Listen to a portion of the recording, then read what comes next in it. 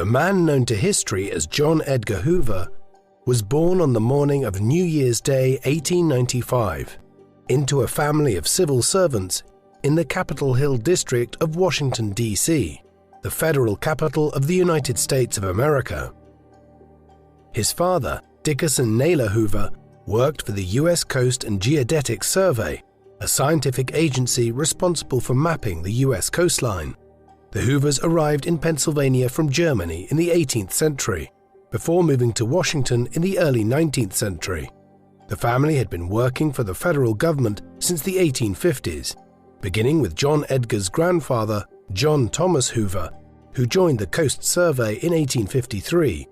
His mother, Annie Scheitlin, was descended from the Hitz family, the most prominent of Washington's Swiss immigrants.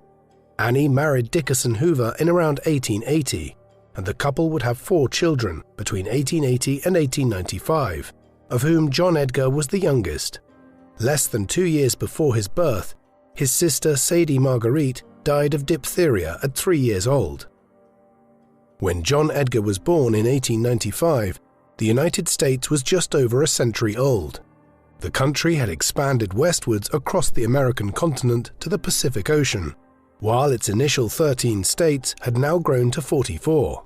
For much of the century, political power rested with the states, and the federal government remained weak, though Abraham Lincoln used federal powers to keep the Union together during the American Civil War after 11 southern states rebelled in 1861 over the possibility that the federal government might abolish slavery.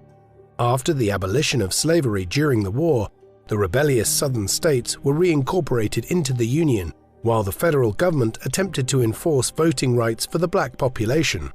The final decades of the 19th century saw an economic boom known as the Gilded Age, during which the banker J.P. Morgan, the oil magnate John D. Rockefeller, industrialist Andrew Carnegie, and railway tycoon Cornelius Vanderbilt all made their vast fortunes.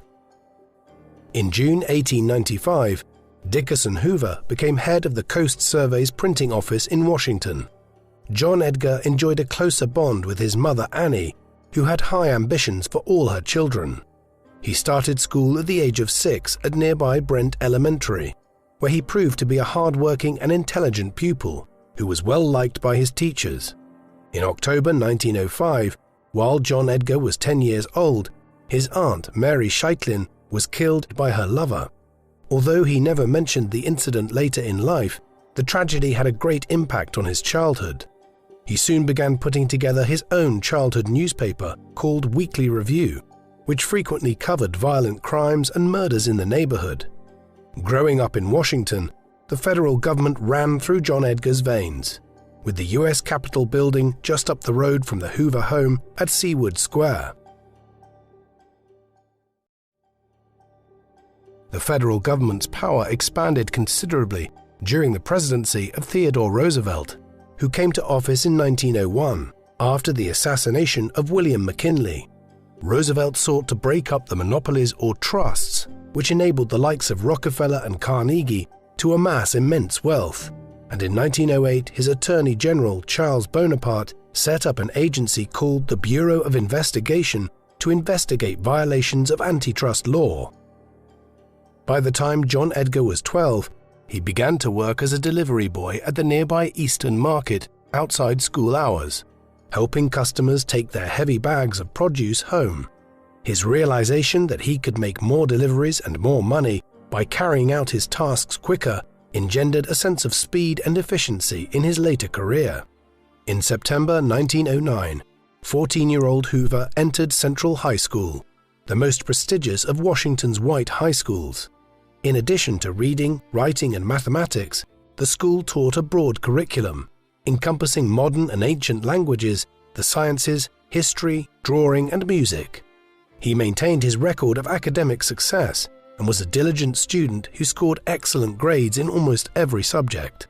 The school also emphasized physical activities, and after failing to make the football team, Hoover joined the Cadet Corps, thriving in an environment of discipline and order.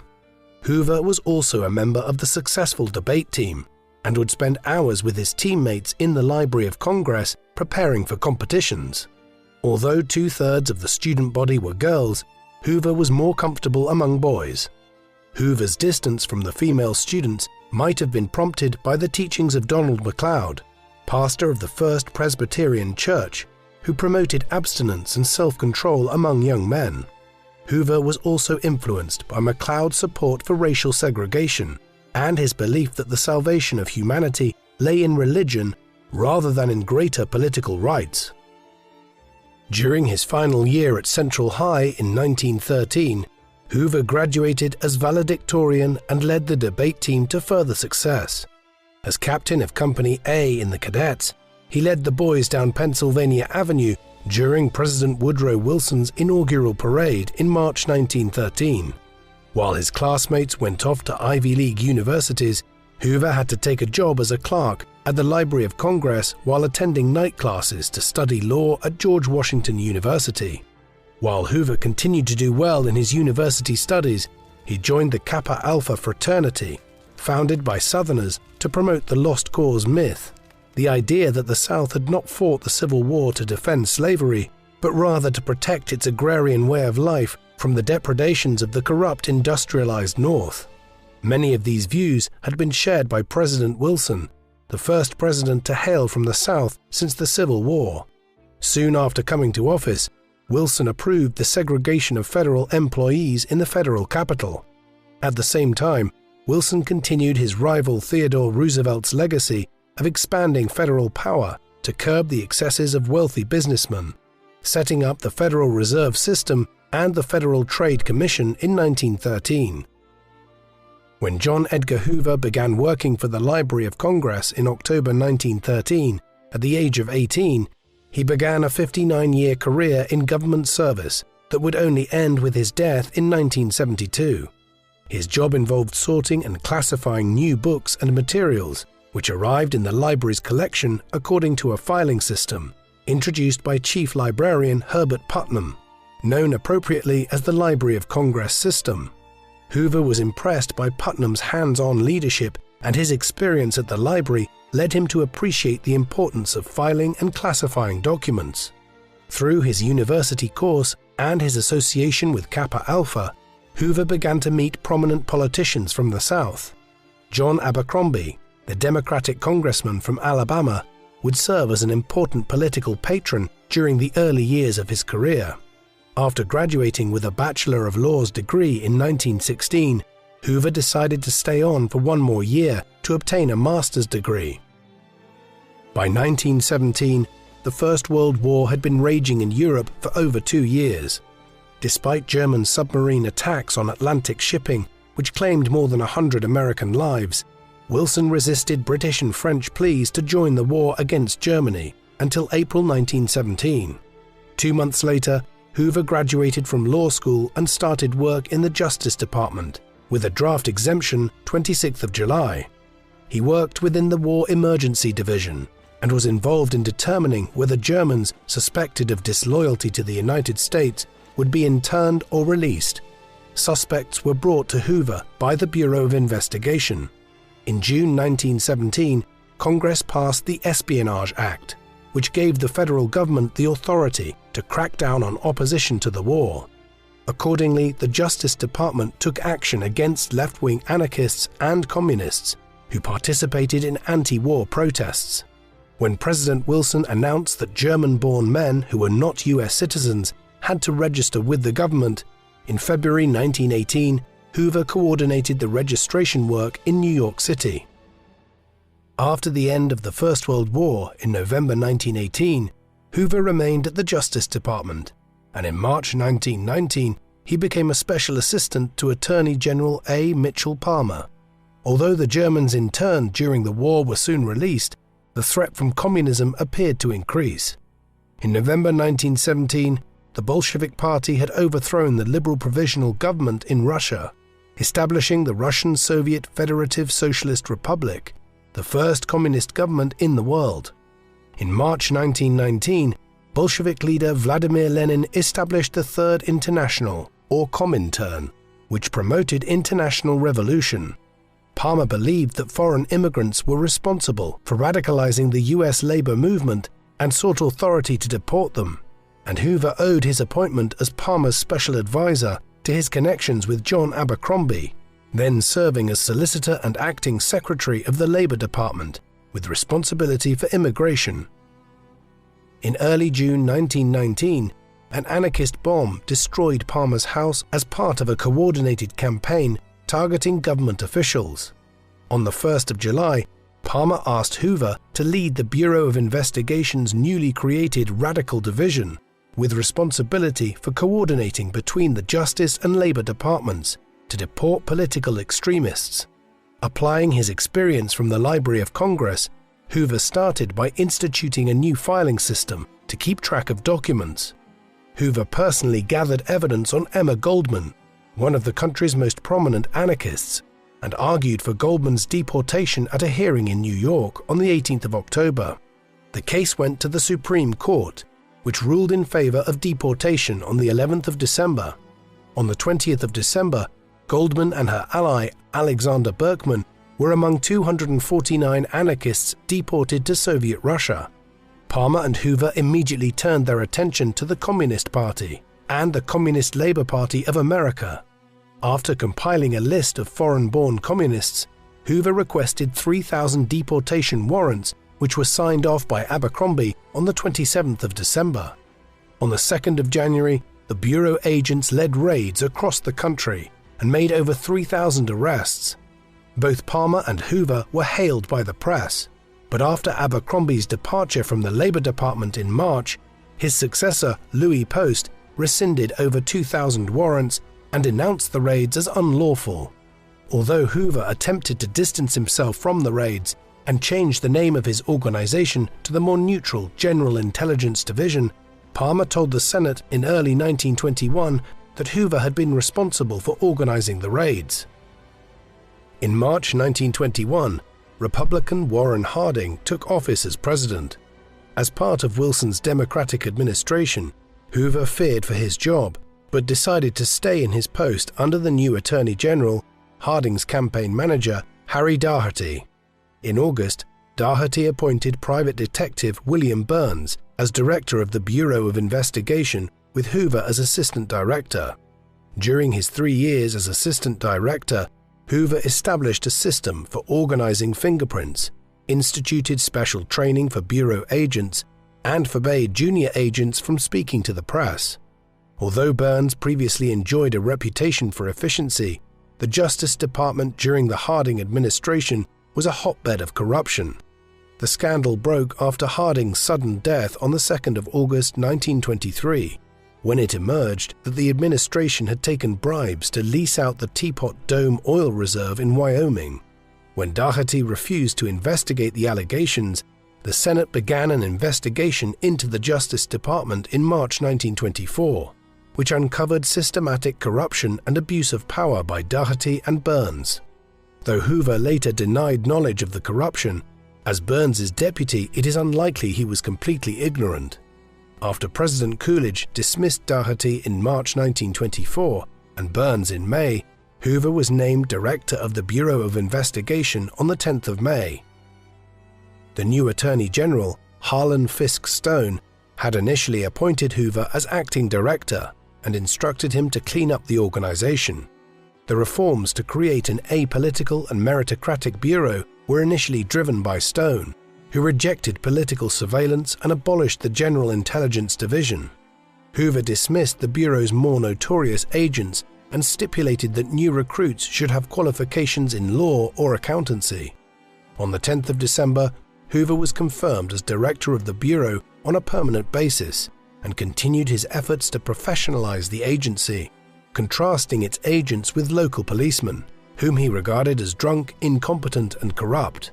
In January 1920, the United States entered the Prohibition era after the ratification of the 18th Amendment the previous year. While many policemen joined gangsters in evading the ban on alcohol, Hoover dismissed Bureau agents caught drinking. In order to improve the Bureau's efficiency, he encouraged federal and local authorities to share information as part of his continued work to establish a national database of fingerprints. After Harlan Stone was appointed to the Supreme Court in January 1925, Hoover appointed Harold Nathan as his assistant director. He also tapped into his networks at George Washington Law School and Kappa Alpha. In March 1928, he hired Clyde Tolson, a government clerk and a GW law graduate from Missouri, who would become Hoover's closest associate in his professional and personal life. Soon after his appointment, Nathan introduced a rating system to measure the efficiency of Bureau employees, who were subject to inspection twice a year. Hoover's demands for agents to work unpaid overtime, as well as his tendency to reassign agents across the country at short notice, meant that most agents were single, unmarried men. Hoover himself remained unmarried and continued to live with his widowed mother at Seaward Square. Despite having a female secretary, Helen Gandy, his relationships with younger male subordinates were far more intimate. As part of his personal reorganization, Hoover exhibited his conservative views by dismissing female agents and demoting African Americans to work as chauffeurs and valets. By the late 1920s, Hoover was well on his way to creating an organization that pursued his own agenda, free from political control. In March 1929, the newly inaugurated Republican President Herbert Hoover, no relation to John Edgar, spoke of the need for the federal government to tackle organized crime. The Bureau of Investigation's remit was relatively limited, and the president ensured it remained that way to avoid political controversies, leaving enforcement of prohibition to the Treasury and organized crime to the states. Instead, John Edgar Hoover worked with the police to establish a national system for crime statistics. The administration's focus on crime was soon superseded by economics during the Great Depression of the early 1930s. In 1932, Hoover invested his limited budget in the creation of a forensic laboratory that opened in November under the leadership of Special Agent Charles Appel. President Herbert Hoover's inability to drag the country out of economic depression led to his defeat in the 1932 presidential election to Democratic candidate Franklin D. Roosevelt, a distant cousin of Theodore Roosevelt. As Roosevelt spent his first 100 days in office dealing with a banking crisis, ending prohibition, and introducing unemployment insurance, Hoover was an afterthought. On the 17th of June 1933, 3 gangsters killed 4 law enforcement officers, including a Bureau agent at Union Station in Kansas City, Missouri. Hoover responded by opening an inquiry and making it his top priority. On the 29th of July, Attorney General Homer Cummings reappointed Hoover as director. A week earlier, oil executive Charles Urschel had been kidnapped in Oklahoma City. Following Urschel's release after making a large ransom payment, he assisted the Bureau's agents in tracking down the Tennessee gangster George Kelly Barnes, nicknamed Machine Gun Kelly. Kelly was arrested in September 1933 and spent the rest of his life in prison. In his efforts to create an organization of professional detectives, Hoover discouraged his agents from carrying guns, but Attorney General Cummings insisted agents should receive firearms training. When Cummings expanded the remit of the Bureau to include bank robbery, kidnapping, and murder, Hoover claimed he lacked jurisdiction. In March 1934, notorious bank robber John Dillinger escaped from Indiana prison in a stolen car. As car theft was the Bureau's responsibility, Hoover was forced to intervene and entrusted the case to his young protege Martin Purvis, head of the Bureau's Chicago office. On the 9th of April, the Bureau arrested Dillinger's girlfriend, but Dillinger himself escaped. When agents tracked Dillinger down to Little Bohemia in Wisconsin, the operation to apprehend him on the 22nd of April proved a disaster. Not only did Dillinger escape, but a civilian and an agent were killed. The Roosevelt administration responded by passing legislation to expand federal jurisdiction for bank robbery and kidnapping. In the meantime, Dillinger remained at large until Hoover's agents intercepted and killed him at the Biograph Theater in Chicago on the 22nd of July. Following the Dillinger case, federal agents increasingly used torture tactics on prisoners, including physical beatings, sleep deprivation, and other forms of intimidation. Hoover redoubled his efforts in investigating the Kansas City case. identifying Pretty Boy Floyd as the chief suspect. Agents from Purvis's Chicago office killed Floyd in an Ohio farmhouse on the 22nd of October. Although Purvis was given credit for the operation, much of the investigative work was carried out by Sam Cowley, a lawyer in the Washington office, whom Hoover had dispatched to Chicago to help with the Dillinger case. On the 27th of November, Cowley and a fellow agent tracked down Babyface Nelson, one of Dillinger's associates. During the ensuing shootout, all three men were killed. A depressed Hoover came to the realization that his agents had to be skillful shots as well as having technical and legal expertise. As part of Hoover's efforts to professionalize law enforcement in the country, in the summer of 1935, he set up the FBI National Academy to train police officers in FBI methods. The academy would go on to serve as a fertile recruiting ground for future agents. Following Hoover's success in eliminating some of the country's most notorious criminals, Roosevelt asked him to be more proactive in explaining the role of federal law enforcement to the public. As part of this PR initiative, the Bureau, which had been briefly renamed as the Division of Investigation, was renamed the Federal Bureau of Investigation. Hoover suggested that FBI also stood for fidelity, bravery, integrity. After Hollywood executives reached an agreement with Hoover to make films that promoted government narratives rather than celebrating gangsters as romantic heroes, Warner Brothers released G-Men in April 1935, portraying Hoover and his agents as heroic federal crime fighters. Hoover became a national hero and opened the FBI offices to public tours, which attracted up to 1,000 people every day. At the end of 1935, Hoover converted the Crime Records Division into a public relations unit led by Clyde Tolson, who emerged as Hoover's right-hand man during this period.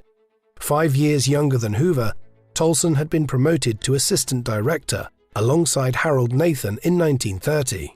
He was in charge of personnel and worked closely with Hoover, and by 1935 they regularly went out together on social occasions. Hoover's fame as director of the FBI increased public scrutiny of his personal life, but while he and Tolson attended parties hosted by New York gossip columnist Walter Winchell, the latter dismissed rumors of a homosexual relationship.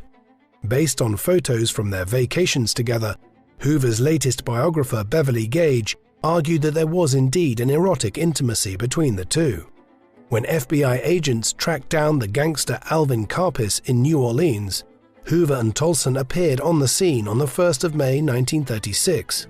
Responding to criticism from a Democratic senator that he had never arrested anyone, Hoover was present to carry out the final arrest. In July 1936, Hoover created the position of assistant to the director for Tolson, making him Hoover's undisputed deputy. Hoover's presumed homosexuality contrasted with his promotion of socially conservative Christian moral values in lectures to social organizations. He launched a high-profile crackdown on prostitution and was on the ground with Tolson when more than 100 clients were rounded up by FBI agents in August 1937, in a raid on the brothels of Atlantic City, New Jersey. While Roosevelt managed to stabilize the American economy, the Great Depression fueled support for extremist parties in Europe. In 1933, Adolf Hitler's fascist Nazi Party had taken power in Germany and began to persecute Jews and other minorities whom they blamed for Germany's social and economic ills. By 1936, communist parties joined popular fronts that entered government in France and Spain. As Roosevelt ran for re-election in 1936, he feared the threat of communism and fascism on American shores and sought Hoover's advice. The FBI director suggested reviving the political surveillance function abolished in 1924, but advised doing so in secret to avoid the public outcry after the Palmer raids. While Hoover investigated the youth camps run by the German-American Bund, modeled on the Hitler Youth, he was more concerned about the resurgent Communist Party and claimed that it was responsible for encouraging strikes in the steel, mining and automotive industries. In February 1938, a German immigrant, Gunther Rumrich, was arrested in New York for stealing passports and confessed to being a Nazi spy. The espionage case was entrusted to the FBI, whose agents rounded up 18 suspects for questioning before releasing them ahead of a grand jury. Though the FBI had carried out similar procedures in its investigation of gangsters, 14 of the suspects managed to flee the country. Once again, despite the FBI's failure, Roosevelt and Cummings offered to strengthen the FBI's powers. After presenting Roosevelt with the evidence he gathered on fascist and communist activity since 1936, Hoover secured the FBI's position as the country's leading counter-espionage agency. Hoover's increased responsibilities at work coincided with major changes in his private life.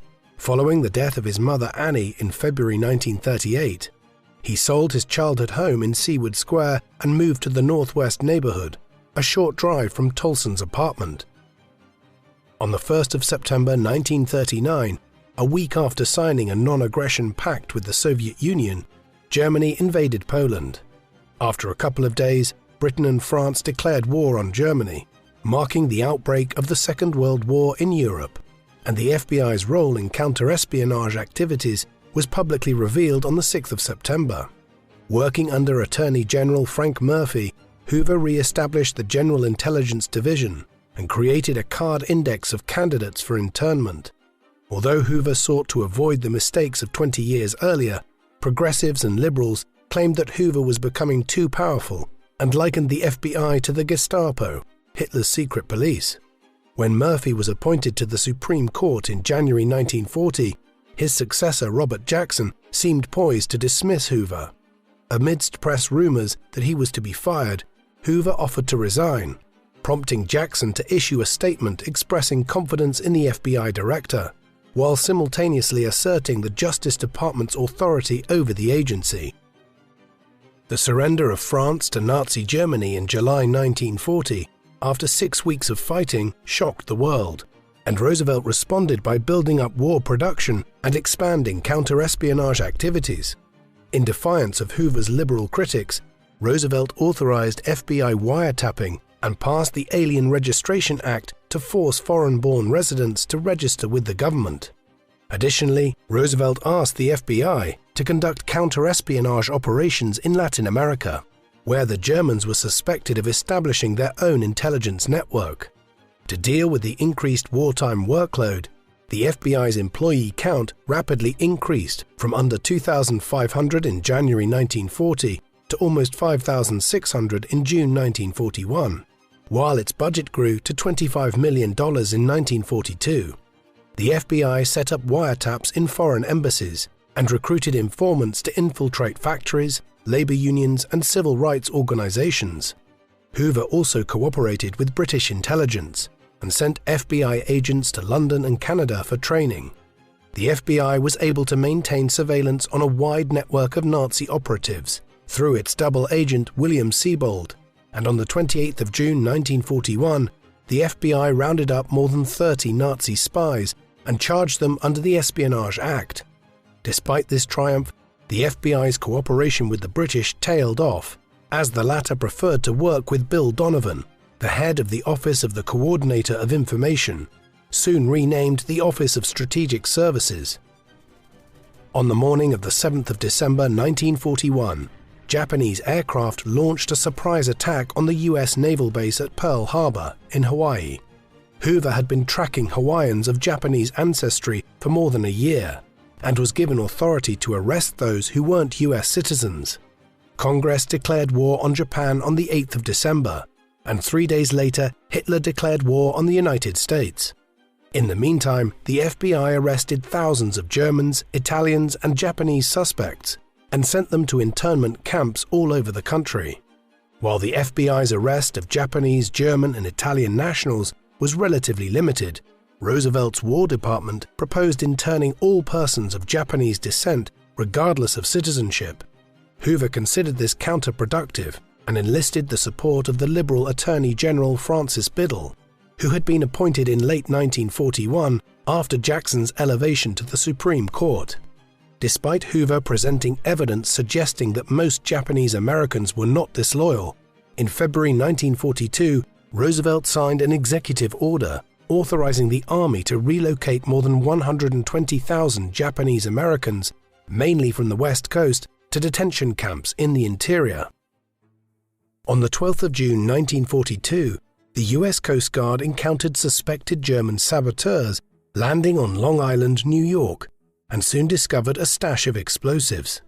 The FBI took control of the investigation, and a week later a man named George Dash informed the FBI that he was one of 8 men ordered by the Nazi government to destroy military facilities and public infrastructure in what was known as Operation Pastorius. Dash and 3 companions landed in Long Island, while the second group of 4 headed for Florida. The FBI encouraged Dash to give details of the plot, and by the 27th of June, all 8 men were captured. That evening, Hoover and Tolson orchestrated a PR triumph for the FBI, sensationalizing the threat while neglecting to mention the Coast Guard's role, nor Dash's assistance. Roosevelt set up a military tribunal to hear the case, seeking to execute all 8 prisoners. Although Hoover had promised Dash a presidential pardon, the latter was convinced that he had been betrayed. In fact, Hoover did encourage Roosevelt to spare Dash and his associate Peter Berger, who also helped the investigation. While the remaining 6 were swiftly executed, Dash was sentenced to 30 years and Berger to life imprisonment, and in 1948 both men were deported to Germany. The Pastorius case was Hoover's greatest triumph during the war, and the FBI's responsibilities continued to expand under Roosevelt. Among these new duties, Hoover was asked to investigate homosexuality among government employees, whom Roosevelt believed might be susceptible to blackmail from foreign agents. This unsavory task was complicated by Hoover's own private life, and he attempted to quell rumors of government officials being dismissed due to homosexual inclinations. Roosevelt also asked Hoover to take a look at racial discrimination in the country, fearing that it would undermine wartime national unity. Although Hoover continued to believe in the superiority of the white race, he cooperated with the National Association for the Advancement of Colored People, ordered agents to investigate lynchings in the South, and instructed police officers to take racial violence seriously. On the 6th of June 1944, American troops were among the Allied forces landing on the beaches of Normandy, paving the way for the liberation of France and the invasion of Germany. After being elected to a 4th term in November, Roosevelt died on the 12th of April 1945, less than a month before Germany's surrender. In early August, Roosevelt's successor, Harry Truman, ordered the atomic bombing of Hiroshima and Nagasaki, leading to Japan's surrender a week later on the 15th of August. Before Roosevelt's death, Hoover proposed that the FBI should take over peacetime international intelligence operations, sidelining, if not completely eliminating, Donovan's Office of Strategic Services. On the 20th of September, Truman abolished the OSS, leaving Hoover seemingly triumphant. However, on the 22nd of January 1946, Truman announced the creation of the Central Intelligence Group, bringing together operatives from the State, War, and Navy departments. The new organization would have the responsibility for international intelligence, while the FBI retained control over domestic intelligence. When Truman ordered the FBI to disband its intelligence operations in Latin America and transfer its facilities to the Central Intelligence Group, a bitter Hoover ordered his operatives to destroy everything they had gathered and to return to the United States within a month. In July 1947, the Central Intelligence Group became the Central Intelligence Agency, or CIA. After being frustrated in his ambitions to claim a global role for his agency, Hoover sought to demonstrate to Truman and the country that the FBI still had an important role to play domestically. Although lynchings in the South had declined during the war, a new wave began in 1946. In July, a family of 4 African Americans, among them a veteran of the recent war, had been killed in Georgia. Though the FBI's efforts to bring the perpetrators to justice had been foiled by a white population who routinely acquitted suspects in grand juries, Hoover was determined to get to the bottom of the case. Nevertheless, despite interviewing almost 2,800 witnesses and identifying 10 suspects, the FBI only managed to secure a single indictment for lying to the FBI. The Bureau was more successful in securing the indictment of 31 people for for the murder of a black man, Willie Earl, in South Carolina in February 1947, but a trial in May once again resulted in acquittal for all suspects. In his testimony to Truman's Committee on Civil Rights, Hoover demanded a federal law to facilitate the FBI's lynching investigations. In 1948, Truman urged Congress to pass a federal anti-lynching law and desegregated the military by executive order, but Southern Democrats blocked any progress on lynching. While Congress was unwilling to expand the FBI's jurisdiction on lynching, it was far more willing to support Hoover's anti-communist crusade. Although the Soviet Union had been a wartime ally after its invasion by Germany in June 1941, Hoover continued surveillance of American communists. The FBI claimed that the Soviets had not only infiltrated labor and civil rights organizations, but were firmly embedded in military facilities and government departments. On the 7th of November, Soviet spy Elizabeth Bentley defected to the FBI and gave the names of nearly 150 Soviet spies, including Harry Dexter White at the Treasury, a prominent player in the Bretton Woods Conference on the future of the global economic system. Bentley's information echoed that of Whittaker Chambers, former communist and journalist for Time magazine, who had named State Department official Alger Hiss, who chaired the conference that established the United Nations. Though the FBI assigned 250 agents to investigate Bentley's claims, they found no tangible evidence. Truman dismissed Hoover's warnings and appointed White as the American director of the International Monetary Fund. A bitterly disappointed Hoover responded by turning to the resurgent Republican Party in Congress for support. At the same time, he reached out to the House Un-American Activities Committee, which had been formed in 1938 to investigate fascist and communist subversion. On the 26th of March, he testified before the House Un-American Activities Committee, setting out the threat of communism to American liberal democracy. The FBI supplied the House Un-American Activities Committee with evidence when the committee held public hearings in late 1947 on the subject of communist influence in Hollywood. Walt Disney and Ronald Reagan, then president of the Screen Actors Guild, were among the public figures who worked with the FBI and supported Hoover's assertion that the US film industry was full of communists. When 10 witnesses refused to answer whether they were members of the Communist Party, the committee's investigators presented their party membership cards, and the Hollywood 10 were charged with contempt of Congress. Following the hearings, Hollywood executives blacklisted communist sympathizers from working in the industry. In the meantime, Hoover continued to seek advice corroborating information from Elizabeth Bentley and other informants. In late 1947, US Army intelligence began to decrypt intercepted Soviet messages collected during the war, and Hoover agreed to support the operation codenamed Venona.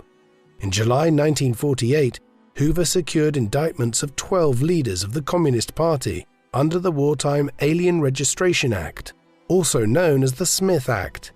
Later that month, Elizabeth Bentley testified before the House Un-American Activities Committee, naming Harry Dexter White.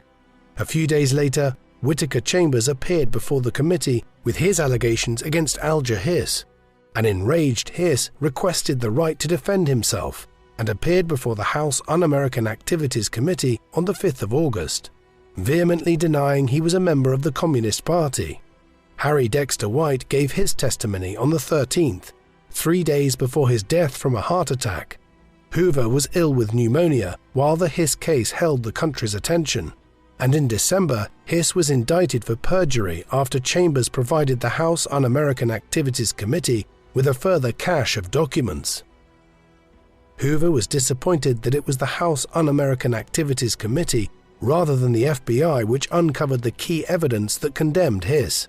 However, almost immediately, he was informed that a Soviet spy mentioned in the Venona cables was identified as Judith Coplin, an employee of the Department of Justice's Foreign Agents Registration Section, who would have compromised the FBI. Hoover authorized the surveillance of Coplin and her social contacts, and baited her with a fake report, leading to the arrest of Coplin and her Soviet handler on the 4th of March 1949. Over the course of 1949, the FBI would secure convictions in all three cases: the Smith Act, the Hiss trials, and the Copland case. When the latter had her convictions overturned on appeal, Hoover decided to drop the case, fearing that it would compromise Venona, which remained secret from Truman and the CIA. In late August 1949, the Soviet Union conducted its first nuclear test. Just over a month later, Mao Zedong's Chinese Communist Party took power in China. Both developments were taken as signs that America was losing the Cold War. The ideological struggle between the Soviet Union and the United States for global influence. The Venona decrypts indicated that the Soviets had knowledge of the American Manhattan Project, which led to the development of the nuclear bomb. The FBI and British intelligence initially secured the conviction of physicist Klaus Fuchs, who enabled the FBI to go after his American handler Harry Gold. The trail eventually led to New York engineer Julius Rosenberg and his wife Ethel, who could now be matched with the code names of operatives mentioned in the Venona cables. The FBI arrested Julius on the 17th of July and Ethel on the 11th of August, but neither would cooperate. The two were tried on the 6th of March 1951, found guilty and sentenced to death. When left-leaning intellectuals from around the world campaigned to reverse the verdict, Hoover hoped that the Rosenbergs might be persuaded to talk, but both met their end in the electric chair on the 19th of June 1953. Though the Venona cables helped the FBI prosecute the sensational Rosenberg case, Hoover was frustrated that many suspected Soviet agents slipped the net. Just after the conclusion of the Rosenberg trial, the Venona team uncovered the identities of two Soviet spies working for British intelligence, Guy Burgess and Donald McLean, both of whom had been attached to the British Embassy in Washington. The two men soon disappeared and defected to the Soviet Union. Hoover then came to the alarming realization that Kim Philby, the British liaison to the FBI, was also working with the Soviets. Philby had been given access to the Venona decrypts and would have given the Soviet authorities advance notice to protect their assets. Philby was soon recalled to Britain but continued to maintain his innocence until his defection in 1962. Hoover's efforts to protect the confidentiality of Venona were also undermined by Wisconsin Senator Joseph McCarthy's anti-communist campaign in the Senate. When McCarthy claimed that the FBI had evidence on Soviet spies, Hoover appeared before a Senate committee defending the confidentiality of FBI files. Hoover preferred to work with Nevada Democratic Senator Patrick McCarran, who created the Senate Internal Security Subcommittee and was more methodical in his approach to dealing with suspected Soviet spies. In November 1952, World War II Commander General Dwight D. Eisenhower was elected president as the Republican candidate. The new president was happy to keep Hoover in post and supported his pursuit of communist agents. Hoover welcomed the fact that Eisenhower's vice president was Richard Nixon, who had sat on the House Un-American Activities Committee as a California congressman and had worked with Hoover on the Hiss case. During the Eisenhower years, Hoover entered an accommodation with the CIA, headed by Allen Dulles, the brother of Eisenhower's Secretary of State, John Foster Dulles. In November 1953, Eisenhower and Brownell allowed Hoover to revive his case against the late Harry Dexter White, initiating a high-profile public clash with Truman in which Hoover emerged victorious. Republican control of Congress enabled McCarthy to resume his anti-communist campaign. Though initially cooperative, Hoover cut ties with McCarthy after the senator poached an FBI agent as an investigator. When McCarthy criticized the Eisenhower administration for not being tough enough on communists in the army, Hoover helped to ensure McCarthy's demise by refusing to confirm the authenticity of an FBI letter that the senator relied on during congressional hearings in 1954. In 1954, Supreme Court Chief Justice Earl Warren ruled in Brown v. Board of Education that racial segregation in schools was unconstitutional. Despite his personal views, Hoover was required to enforce the new ruling, but encountered the usual obstacles from Southern society. Although Congress passed the Civil Rights Act of 1957 to strengthen federal enforcement of civil rights, local authorities were unwilling to cooperate with the FBI. As he turned back to his anti-communist crusade, Hoover received unexpected support from Soviet leader Nikita Khrushchev, who denounced the purges and personality cult of his predecessor Joseph Stalin in a speech to party officials in February 1956. Khrushchev's speech undermined American communism, and by 1957 the Supreme Court made a series of rulings to limit the FBI's ability to go after communists. Hoover warned against complacency and in 1956 established the secret COINTELPRO, short for Counterintelligence Program, which aimed to foment division in the Communist Party. In 1958, Morris Childs, one of the FBI's agents in the Communist Party, was invited to meet the Soviet leadership in Moscow before calling on Mao Zedong in Beijing on his return, providing Hoover with valuable intelligence which he duly passed on to Eisenhower. In the 1960 presidential election, Hoover's friend Vice President Richard Nixon was narrowly defeated by John F. Kennedy, the young Democratic senator from Massachusetts. Hoover was unimpressed by Kennedy, whose frequent sexual affairs threatened to compromise him as president. He was far happier with Kennedy's vice president, Texas Senator Lyndon B. Johnson, a neighbor of almost 20 years who was sympathetic to the FBI as Senate Majority Leader. After the president appointed his 35-year-old brother, Robert Kennedy, as Attorney General, Hoover was appalled by Bobby's unprofessional manner and his habit of calling at the FBI offices without prior notice. On a more fundamental level, Hoover opposed Bobby's proposals for a crime commission to tackle organized crime, resenting the insinuation that the FBI was not doing enough. Although Hoover had previously denied the existence of an American mafia, by the 1950s the Bureau had been secretly gathering evidence and wiretapping mafia bosses in Chicago. After Hoover met with both Kennedys, in April 1961, Bobby dropped the Crime Commission proposal and instead advocated for increasing the FBI's enforcement powers. On the 17th of April, the CIA-backed invasion of communist Cuba at the Bay of Pigs proved a fiasco, allowing Hoover a perfect opportunity to attack the agency's incompetence. The following day, Hoover received information that the CIA had sought assistance from the mafia, and Bobby Kennedy confirmed to Hoover that Chicago mobster Sam Giancana had been approached by the CIA to assassinate Cuban communist leader Fidel Castro. The FBI's interrogation of Giancana revealed the Kennedys' links to organized crime, information which Hoover kept under wraps. Hoover and Bobby's relations were also strained by the continued challenge of civil rights enforcement. In May 1961, civil rights activists launched the Freedom Rides campaign, taking buses into the South to test whether desegregation would be enforced. Although the FBI had informants in the Ku Klux Klan who warned of an attack in Birmingham, Alabama on the 14th of May, the local police failed to take action when the buses were attacked. When Bobby requested FBI assistance in protecting the riders, Hoover refused and limited the Bureau to gathering evidence. While the Klan considered Hoover an enemy, the FBI continued its surveillance of civil rights leaders based on Hoover's belief that the movement was being radicalized by communists.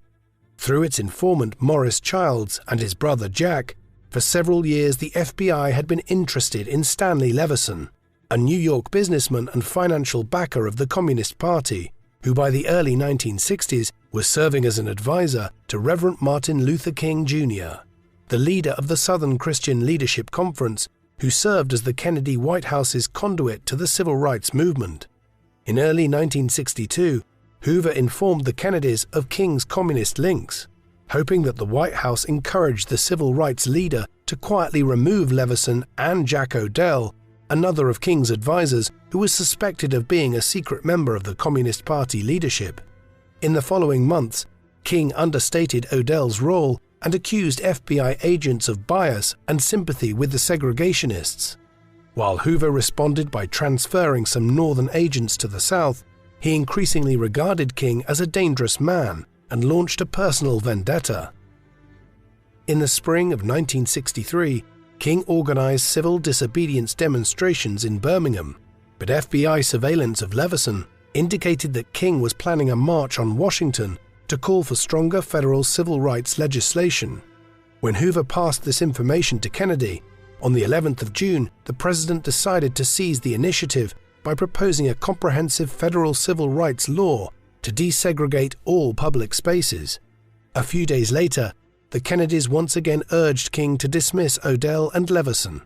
While acknowledging Odell's communist affiliations, King stood by Leveson in the absence of conclusive proof, which Hoover refused to provide in order to protect his sources.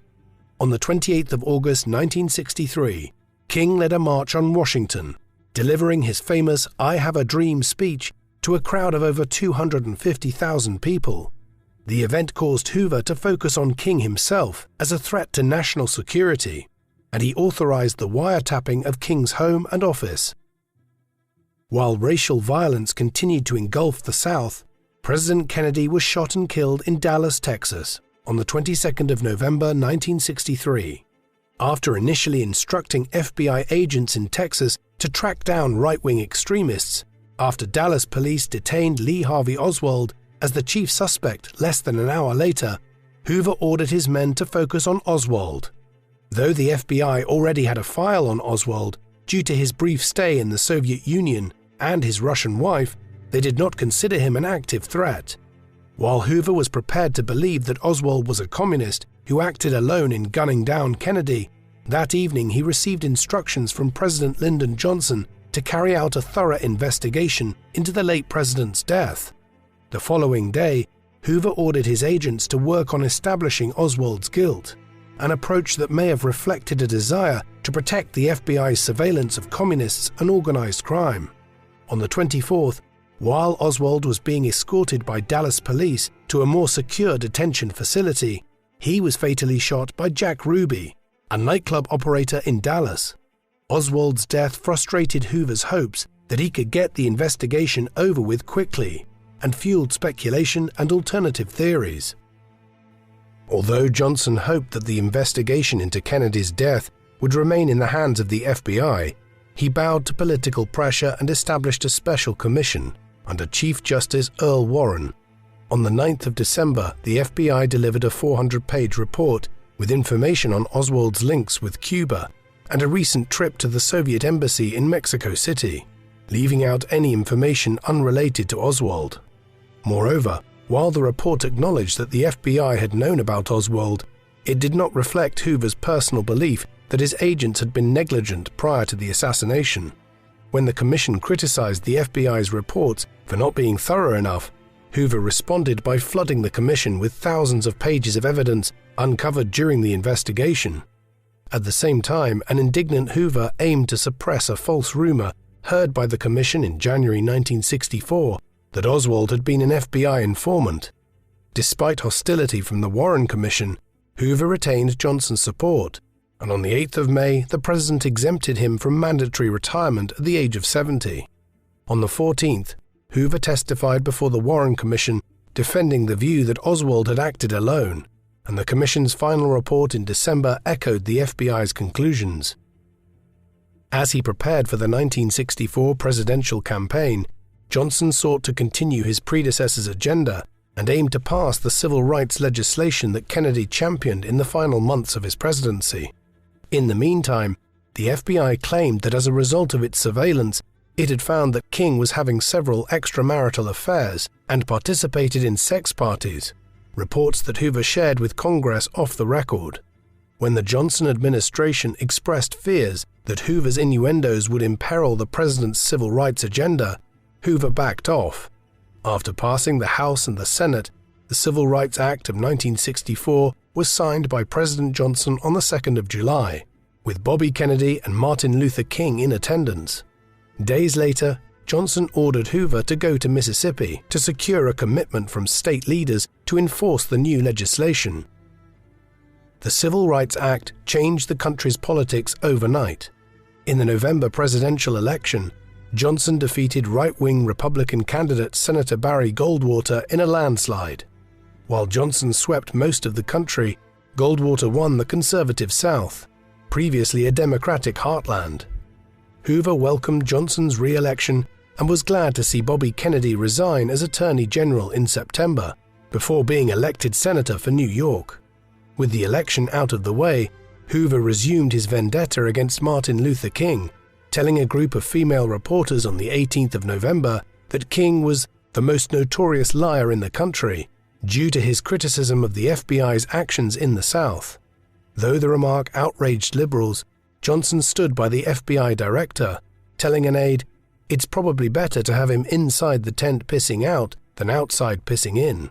The FBI continued the campaign, sending an anonymous letter to King on the 21st of November, accusing him of adulterous acts and sexual orgies, before ending with the ominous phrase, "King, there is only one thing left for you to do. You know what it is. You have just 34 days." Seemingly a suggestion that King should end his own life by Christmas. Despite a seemingly cordial meeting with King on the 1st of December, during which he declared his full sympathy with the civil rights movement, Hoover authorized his agents to continue the campaign against King. The controversy did little to dent his popularity in the country, and his approval rating stood at around 80%. Though Hoover could not tell King openly, in July 1964 he launched a COINTELPRO campaign, codenamed White Hate, targeting the Ku Klux Klan, seeking to break the organization by the same methods he used against the Communist Party. Although the FBI informants managed to prevent some attacks, it failed to prevent the Klan's shooting of Viola Liuzzo, a white woman who was driving civil rights activists back to Selma, Alabama, after joining King's march to the state capital of Montgomery on the 25th of March. The FBI immediately solved the case, since its informant Gary Rowe was in the offending vehicle. Without pausing to ask why Rowe had not intervened to prevent the shooting, Hoover and Johnson heralded the case as a success for federal law enforcement. Over the next 3 years, the FBI's efforts led to the disintegration of the Klan. The racial violence in the South was part of a national increase in violent crime during the 1960s, which troubled Hoover. According to the FBI's data, the murder rate doubled between 1963 and 1968. Although Johnson had called for a war on crime in 1965, at the same time the President and the Supreme Court obliged Hoover to limit wiretapping. Hoover also had to contend with the New Left movement, dominated by liberal students who supported civil rights and opposed the increasing American military presence in Vietnam, where the US armed forces were propping up anti-communist South Vietnam against communist North Vietnam. In July 1967, Johnson asked Illinois Governor Otto Kerner to chair a commission into the causes of the civil disorder that was sweeping the country. In his testimony to the commission, Hoover placed the blame on communists, students, and black rights activists. When the Kerner Commission reported in February 1968, it concluded that white racism and the lack of opportunities for ethnic minorities were primarily at fault. While acknowledging that communism was no longer the driving force behind the violence, Hoover disagreed and initiated a COINTELPRO program to focus on the student protesters of the New Left. As the death toll in Vietnam piled up with little to show for it, Johnson's popularity was in steady decline. While seeking re-election for a second full term in 1968, Johnson faced a challenge from Bobby Kennedy in the Democratic primaries. In late March, Johnson shocked the nation by proposing peace talks in Vietnam and withdrawing his presidential candidacy. Days later, on the 4th of April 1968, Martin Luther King was assassinated in Memphis, Tennessee. Knowing that the FBI's antagonism with King would place the Bureau under suspicion, Hoover sought to leave the investigation to local authorities, only for Attorney General Ramsey Clark to invoke federal jurisdiction. Hoover immediately ordered his agents to action to prove that the FBI was not responsible. Within 2 weeks, FBI agents used its database to match the fingerprints on the murder weapon with those of James Earl Ray. Although Hoover ordered thousands of agents to track down Ray's whereabouts, the case seemed to run cold. While the nation was still reeling from King's assassination, on the 4th of June, Robert Kennedy was shot while celebrating his victory in the California primary. Bystanders soon apprehended the culprit, a man by the name of Sirhan Sirhan, who made no attempt at escape. On the 8th of June, while Kennedy's funeral was being held in New York, Hoover announced that James Earl Ray had been arrested in London. Although much of the work was carried out by Canadian authorities examining passport applications, Hoover was happy to take the credit. Keen to avoid what had happened with Lee Harvey Oswald, Hoover took precautions in bringing Ray back to the United States.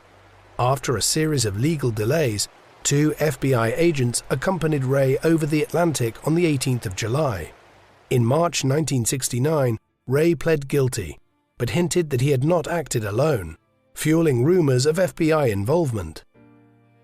Although Johnson's resignation as president caused Hoover to lose a friend in the White House, he was replaced by another, Richard Nixon, who defeated Johnson's vice president, Hubert Humphrey, in the 1968 election. Hoover had supported Nixon's campaign to restore law and order behind the scenes and was glad to have a president who was not only a friend but also an ideological ally. With Nixon's backing, the FBI accelerated its campaign against black nationalists and student protesters using tried and tested methods of infiltration and division developed through COINTELPRO. Hoover set his sights on the Black Panther Party in particular, a Marxist and Black Power organization. On the 4th of December 1969, the Chicago police raided the apartment of Fred Hampton, the deputy chair of the Black Panthers, and shot him while he was sleeping in his bed. An FBI informant had drugged Hampton and provided a map of the apartment to the police in advance of the raid. The Hampton killing inspired the creation of the militant Weather Underground organization, dedicated to overthrowing the American government, further escalating the cycle of violence. Despite the FBI's extensive COINTELPRO operations, which Nixon did not know about, the president believed that Hoover was not doing enough. When Hoover resisted the Nixon administration's efforts to end the FBI's monopoly on domestic counterintelligence, administration officials began to consider whether it was time for the 76-year-old director to move aside. Hoover's position was further damaged on the 8th of March 1971, when burglars broke into a small FBI office in Pennsylvania and carried away documents that exposed COINTELPRO, and Hoover decided to shut down the operation. The revelations exacerbated the decline in Hoover's popularity among liberals, prompting calls for his resignation in the Senate by South Dakota's George McGovern, who would challenge Nixon for the presidency in 1972, and Massachusetts' Ted Kennedy, the surviving Kennedy brother. While Hoover aimed to stage a comeback with support from Nixon's conservative Republican base, relations between Nixon and Hoover further deteriorated in June 1971, when classified documents about the Vietnam War, known as the Pentagon Papers, were leaked to the New York Times.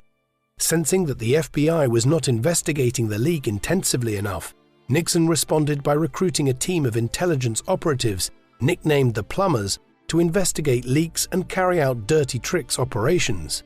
In late 1971, Nixon repeatedly sought to persuade Hoover to announce a retirement date, but backed down when Hoover demanded a written presidential instruction. The great political survivor, who led the FBI under 8 presidents, was in no hurry to leave office. As he continued to weather the political attacks, John Edgar Hoover died unexpectedly in the early hours of the 2nd of May, at the age of 77.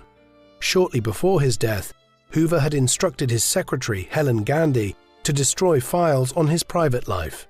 He left his house and most of his assets to Clyde Tolson, who briefly took the reins at the FBI. The following day, Hoover became the first unelected civil servant to be granted the honor of lying in state in the Capitol building. While Nixon mourned the loss of a personal friend, the timing of Hoover's death was fortuitous for the president, who decided to assert the administration's control of the agency by appointing Assistant Attorney General L. Patrick Gray as acting director. On the 4th of May, Hoover was buried alongside his parents in the Congressional Cemetery in Washington, D.C., the center of federal power where he had lived and worked for his entire life. J. Edgar Hoover is considered one of the most controversial and notorious figures in American history. For the vast majority of his career as one of the most powerful civil servants in the country, Hoover was universally admired by left and right, both as a protector of civil liberties and as a bastion of law and order. a fact reflected in his extraordinary longevity as head of the FBI and its predecessors for almost half a century under 8 presidents, 4 Republicans and 4 Democrats. Though Hoover is credited for establishing the FBI as the strong arm of the American state, much of this expansion took place under the instructions from progressive Democratic presidents Franklin D. Roosevelt and Lyndon B. Johnson. Following the Bureau's initial success in tackling gangster violence and the failure of Southern state authorities to enforce federal civil rights legislation, while the FBI under Hoover was responsible for the demise of the Ku Klux Klan, Hoover's personal conservative biases meant that he was more enthusiastic about waging war against black rights activists and communists, and Hoover's FBI achieved its greatest success in the 1950s through the unmasking of Soviet spies in the United States and Britain. However, Hoover's desire to protect the FBI contributed to his reluctance to conduct wider investigations of the assassinations of President Kennedy and Martin Luther King, while his vendetta against the left contributed to an escalation rather than a reduction of violence at the end of his life. What do you think of J. Edgar Hoover? Was he an impartial law enforcement official who helped keep the United States safe from domestic and foreign enemies for more than half a century? Or was he a nefarious figure who was motivated by his political biases to crack down on civil rights and student protesters? Please let us know in the comment section, and in the meantime, thank you very much for watching.